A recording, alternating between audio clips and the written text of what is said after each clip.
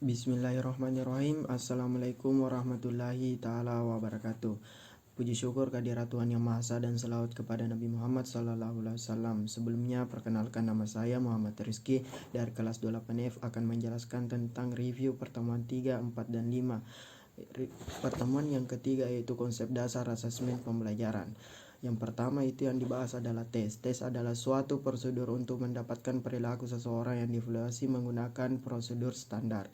Yang kedua, pengukuran. Pengukuran dimaksudkan untuk memperoleh informasi yang sesuai dan akurat tentang sesuatu yang diukur. Pengukuran dapat diartikan sebagai kegiatan atau upaya-upaya yang dilakukan untuk memberikan angka-angka pada suatu gejala atau peristiwa atau benda sehingga hasil pengukuran akan selalu berupa angka.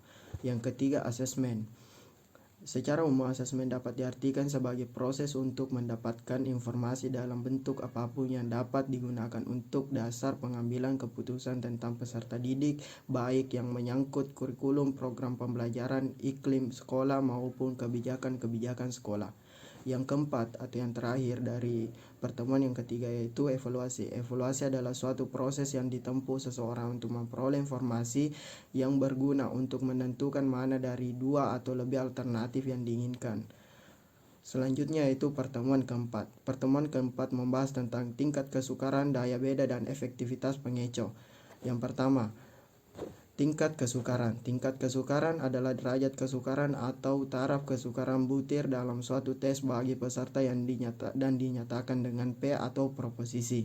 Yang kedua yaitu daya beda. Daya beda adalah kemampuan butir tes untuk mengetahui seberapa besar suatu butir tes dapat membedakan antara peserta tes yang berkemampuan tinggi dengan peserta yang berkemampuan rendah. Yang terakhir atau yang ketiga yaitu analisis pengeco atau distraktor, adalah mengetahui kemampuan responden yang sebenarnya dengan jalan memberikan pilihan alternatif yang memungkinkan untuk dipilih, terutama bagi responden yang tidak memahami butir tes tersebut. Yang terakhir yaitu pertemuan yang kelima.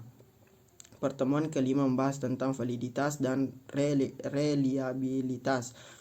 Yang pertama, validitas merupakan dukungan bukti dan teori terhadap penafsiran skor tes sesuai dengan tujuan penggunaan tes. Oleh karena itu, validitas merupakan fundament paling dasar dalam mengembangkan dan mengevaluasi suatu tes.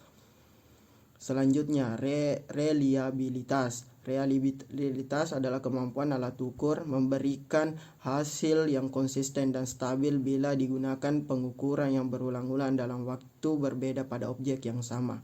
Ya, mungkin cukup sekian video saya pada kali ini. Sekian dan terima kasih. Assalamualaikum warahmatullahi wabarakatuh.